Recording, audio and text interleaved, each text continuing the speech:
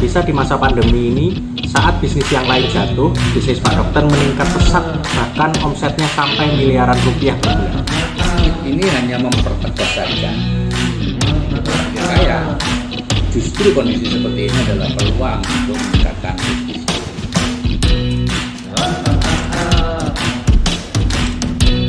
Selamat pagi Pak Dokter, saya ingin bertanya dok, kok bisa di masa pandemi ini, saat bisnis yang lain jatuh, bisnis Pak Dokter meningkat pesat, bahkan omsetnya sampai miliaran rupiah per bulan, dengan keuntungan minimal 30%.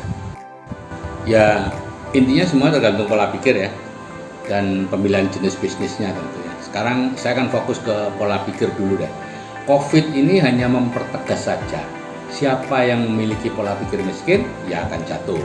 Tapi kalau memiliki pola pikir kaya, justru kondisi seperti ini adalah peluang untuk meningkatkan bisnisnya. Lalu apa hubungannya dengan pola pikir dok?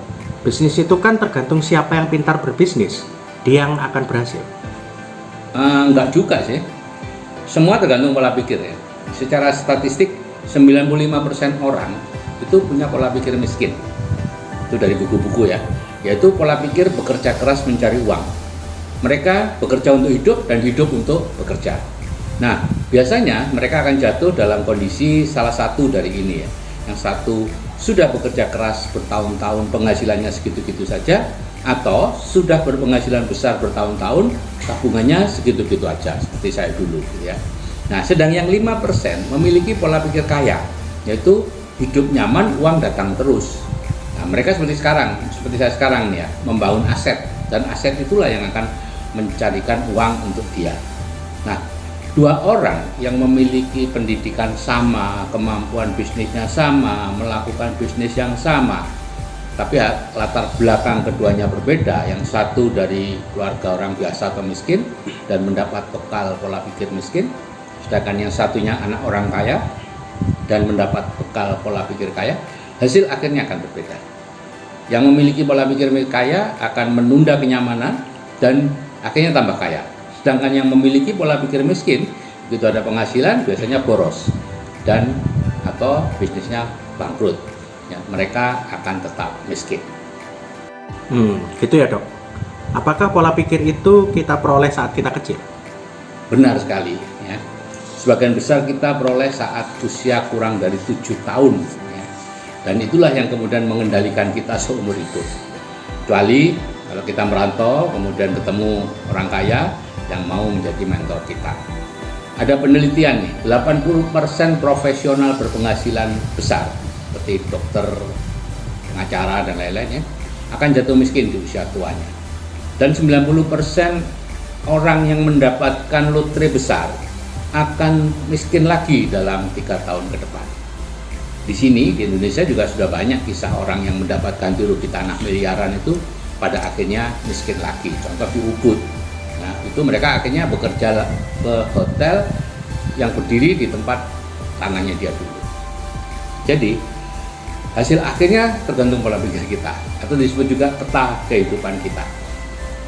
Akhirnya orang miskin akan tetap miskin, orang kaya akan tetap kaya. Ya, mereka yang, kecuali tadi itu ya, yang mereka dalam kehidupannya ketemu orang kaya yang mau menjadi mentornya, baru dia bisa berubah menjadi kaya. Satu lagi bukti bahwa pola pikir sangat menentukan. Ya. Coba perhatikan, banyak perusahaan-perusahaan besar yang dimulai dari garasi, seperti Google, Apple, Microsoft, MW, Harley Davidson, Mattel yang membuat Barbie, ya, Amazon, Disney, Nike, Hewlett Packard. Itu semua dimulai dari garasi orang tua sang pendiri. Artinya apa? Pendiri perusahaan itu anaknya orang kaya yang di zaman itu sudah punya mobil, punya garasi ya. Jadi pola pikir kayanya sudah terbentuk, tinggal eksekusi aja. Ya, tapi kita tidak bisa menyangkal ya. Banyak juga anak orang miskin atau orang biasa yang akhirnya menjadi kaya, tapi itu satu dari sejuta. Melalui perjuangan yang luar biasa, gagal berulang kali, perusahaannya bangkrut berulang kali, baru dia akan berhasil. Atau secara kebetulan atau sengaja ketemu mentor, seperti Robert T. Kiyosaki itu ketemu ayahnya yang disebut ayah kaya itu, yaitu ayah dari Mike sahabatnya. Pak Khairul Tanjung, salah satu konglomerat kita, itu pada zaman mahasiswa ketemu Mas Isman, ayah Hayono Isman, dan dia jadi sopirnya. ya. Setio Novanto itu mantan ketua DPR itu secara sengaja mencari Sud Wikatmono, itu ada kisahnya sendiri yang luar biasa bagus, baru bisa menyeberang jadi orang kaya. Kalau begitu, apa yang harus kita lakukan kalau kita ini terlahir sebagai anak orang biasa, bahkan anak orang miskin? Gimana cara mengubahnya?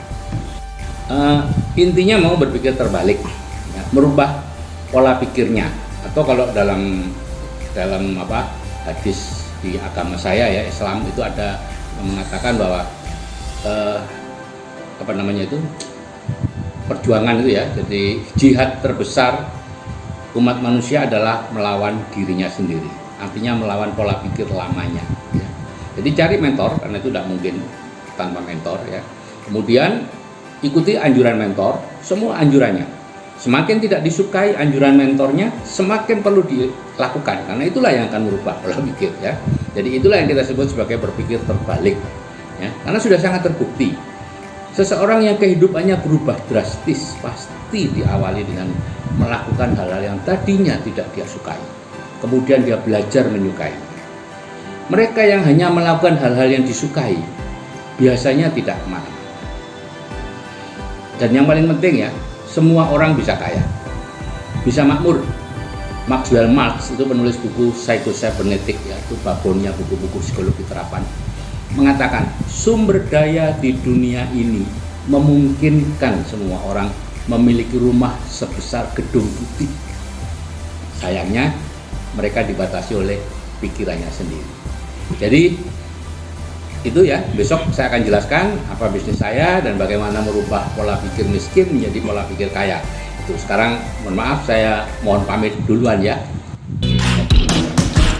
Terima kasih atas waktunya Pak Dokter. Jumpa lagi besok ya, Dok.